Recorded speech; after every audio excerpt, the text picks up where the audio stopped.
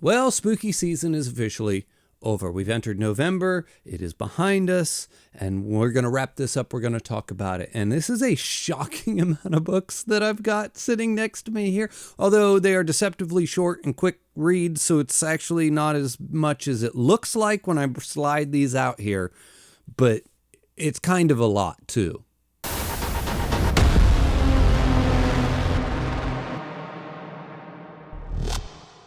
So as usual, we're going to do the books that I read here, the manga that I read. We're going to kind of go through them, talk about them, do little mini reviews for everything that didn't get a dedicated book review on the channel here. But then at the very end, I'm going to slip in a book that I kind of just started and it snuck up on me. It's not on any of my TBRs. It hasn't been on my radar at all. And I normally don't talk about books that I'm like just right in the middle of reading, but I really want to talk about this one. So I'll do that at the end. Wait for it. You'll see. Anyway, this month I read Frankenstein, I read Misery, I read Bone White, The Scarlet Gospels. Let's see if I could do this. All That We See or Seem, Darwin's Radio. Hold on. The Hobbit. And then I snuck in PTSD Radio and Black Paradox as my mangas. Yes, I know, I said insane. Now, everything that we're going to slide the mangas aside for a minute. We'll talk about those last. Everything that I did a dedicated book review for will not get a video, or I won't talk about here in this video. That means All That We See or Seem, which I did a dedicated book review for the week that it was released, because Ken Liu is one of my favorite authors ever.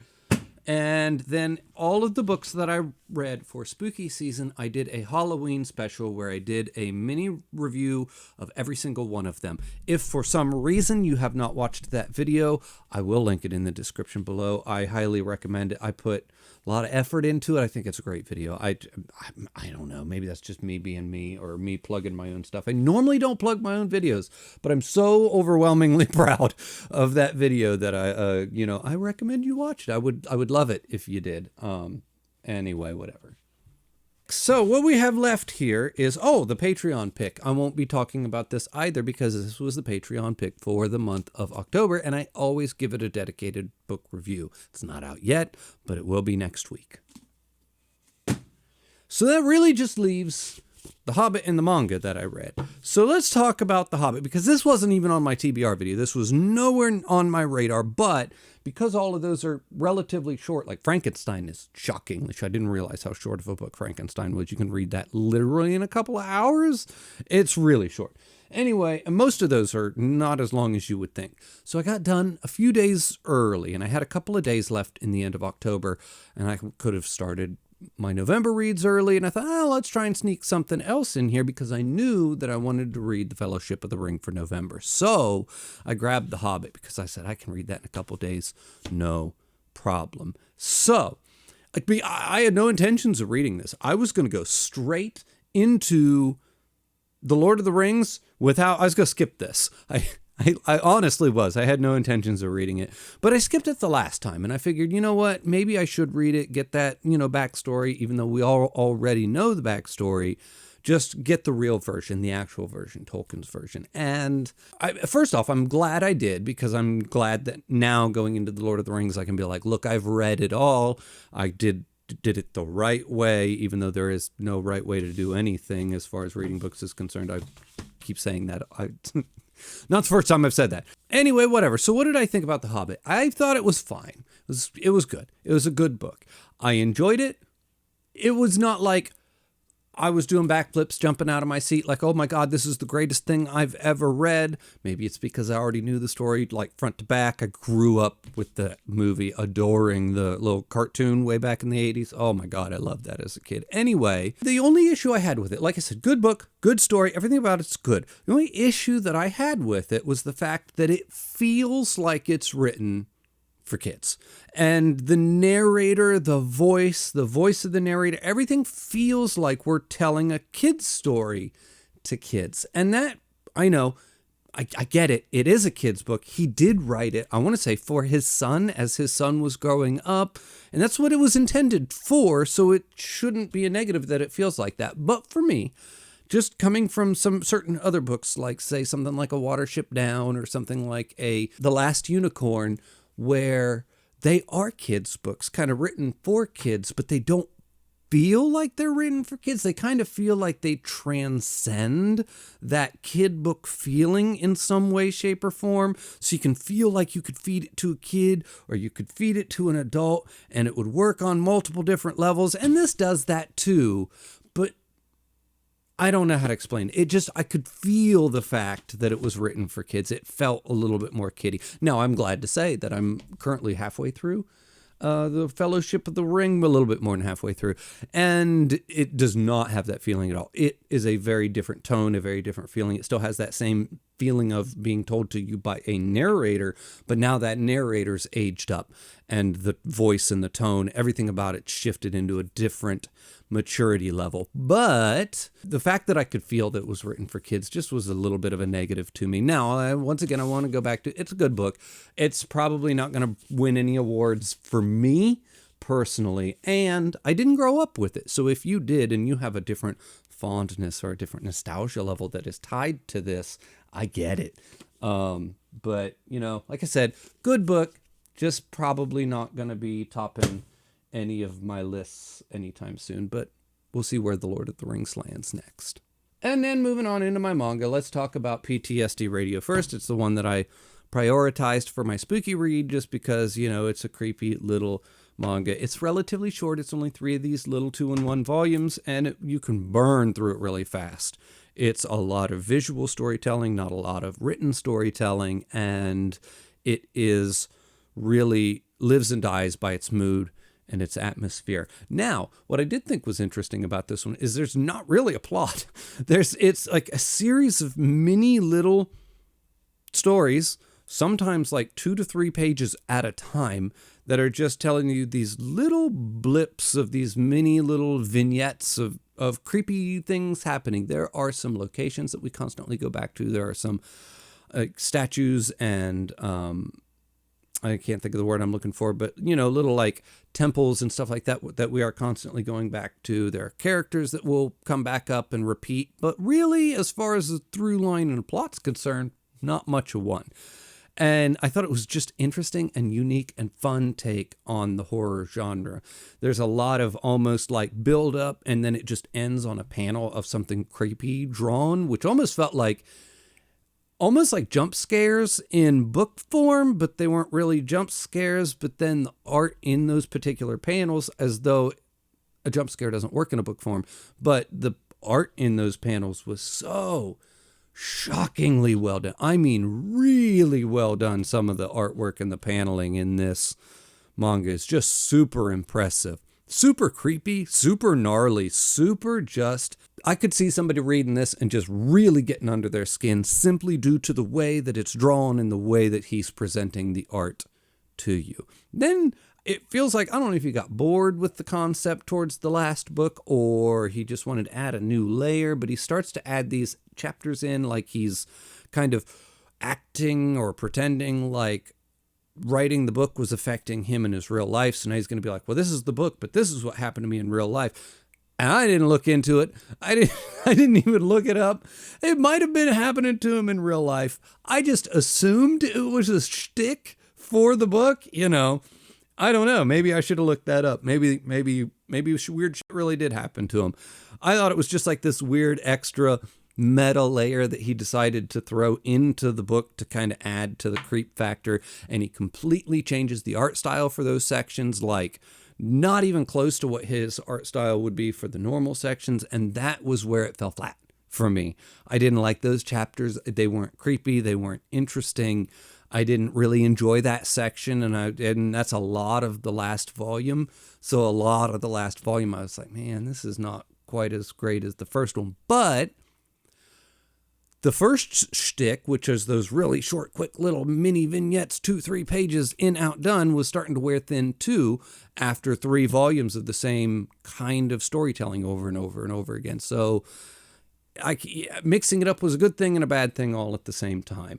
And by the time it was over, I was kind of glad it was done because, like I said, it kind of overstayed its welcome a little bit, at least the ideas of it. If it would have just like stopped at about volume 2, I would have been like, that was fabulous. I think that was one of the greatest things ever. But it kind of dipped in the third one, like I said. But your mileage may vary. You might have been locked in from page 1 to the end and, whatever.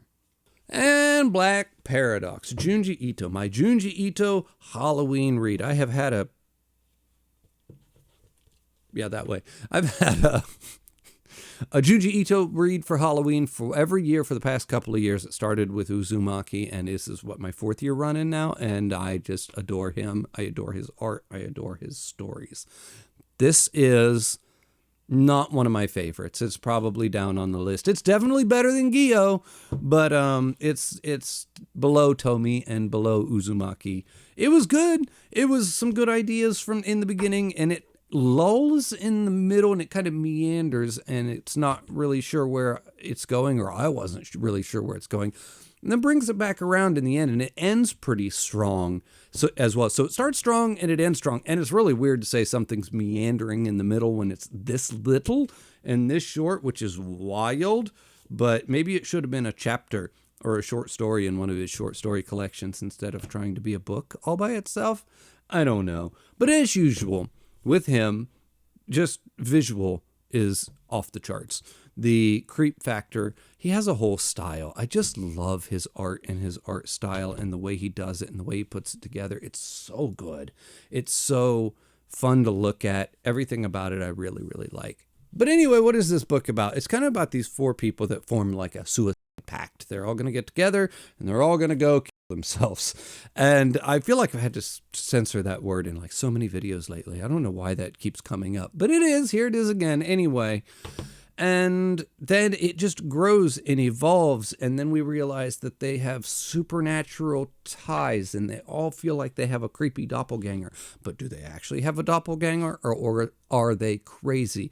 And if they do have a doppelganger, what does that mean? And does that, it starts to get real weird, real supernatural. Then that turns into something even weirder. I guess I shouldn't be surprised Junji Ito's books get weird. But then that's where it starts to overstay its welcome. We get too deep into the weird factor that I just wasn't that interested in it.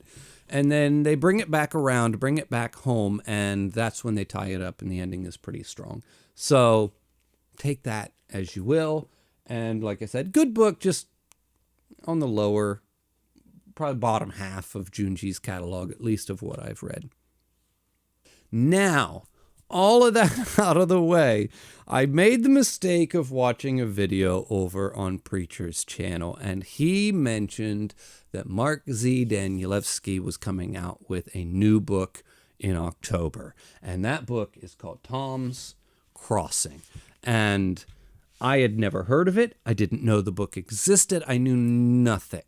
I just heard him say, "Oh, I'm going to pick up the new book by Mark." And one of my favorite books of last year, period, was House of Leaves. It made it onto my top 10 horror list this year. It's fabulous. So I just went online. I immediately pre-ordered it. I didn't think twice about it. I didn't realize when this thing came in the mail, it was going to be more like a weapon than a book. This thing is 1,200 pages long. It's fucking insane. And I was even on my Discord talking to Preacher and some people in the Discord. I was like, oh, I think I'll read the prologue and then I'll quit, because I have everything planned for the rest of the year for the most part. I have everything locked in. And I'll focus on it next year. But in the meantime, I'll read the prologue. I'm 269 pages into this book. I think I accidentally read more than the prologue. It's insane. Although 269 pages still gives me like 1,000 left to go. Now, what I was saying, this book is amazing. It's so good. It is like this Western. Actually, you know what? I'm not even going to say too much about it, because I went in 100% blind and I am all the richer for it. But it's like these 2 kids. I know I'm immediately going to talk about it, but I'm going to be very careful. It's like these 2 kids and they bond over these horses, and the horses belong to like Old Man Porch, and he's like the evil man in town, in this Western town. Like ultimate evil, the most evil man you could ever possibly imagine. Dial that up a little bit, and that's Old Man Porch. And like, it's just, so they then sneak his horses out and they bond over these horses over the course of, you know, a summer or two. And then eventually something's going to happen, and there's going to be this big adventure that gets kicked off. And oh my God, is it so good? And the tone is so good, and the way it's written is so good. It's in this, like, the language is so aggressive in how Western it is. The words are spelled phonetically. So like, his self is like HISSELF, like hisself. And like, just everything's like that. So it is maybe going to take a minute for some people to get used to, but it is so aggressive in the way that it is written, and the style and the tone. And it is like an old country man sitting you down to tell you this tale. And he goes off on tangents, and then he comes back and he's talking about all kinds of crazy shit, trying to pull himself back to what he was talking about 2 paragraphs ago. It is phenomenal. Then there is an event that happens at the end of chapter 3. At first, like, I read the prologue, I was like, oh, that was really good. And then I read chapter 1 and chapter 2, and I'm like, this is not in a hurry to get anywhere. And which is okay. It's just kind of taking its time, just letting you live in this vibe and in this feeling. And then at the end of chapter 3, there is an event that happens, and it's like a fucking slingshot, and it just launches you towards the end. Like, you, once that happens, you're like, uh-oh. I don't think I'm going to put this down until the end of the new year. I'm going to keep doing my TBR, with which is my main priority for the month and the end of the year. But I'll probably just keep picking this thing up, and I'll probably just keep, you know what? Just read 10 pages here and 10 pages there. At the end of the month, if I'm 400 pages into this, or even 500, maybe even halfway through 600 pages, I would not be surprised. Because it's hard to stop. Oh my God, it's so good. Anyway, if you haven't heard of Tom's Crossing, go get it. It's amazing. I don't even know if it's going to stick the landing. And at this point, I don't care. It's so, I've just been loving every second of it. Anyway, thank you, Preacher, for letting me know that the book even existed. And yeah, good luck not reading it yourself now, you son of a... No, I'm just kidding. I'm just kidding. Anyway, everybody, I think I've rambled for way longer than I even intended to in this video. As always, everybody, the link for my Patreon is in the description below. The link for my Discord's in the description below. Thank you for watching, and I'll see you next time.